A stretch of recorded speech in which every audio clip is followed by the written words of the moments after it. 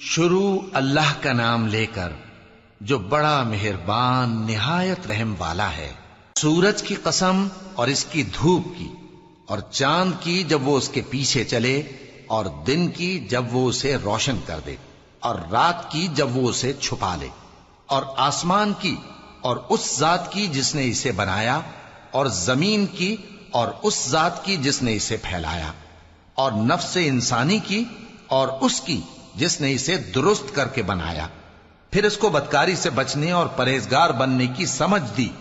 کہ جس نے اپنے نفس کو پاک رکھا وہ مراد کو پہنچا، اور جس نے اسے خاک میں ملایا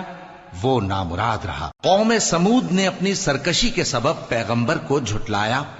جب ان میں سے ایک نہایت بدبخت اٹھا تو اللہ کے پیغمبر صالح نے ان سے کہا کہ اللہ کی اونٹنی اور اس کے پانی پینے کی باری سے خبردار رہو،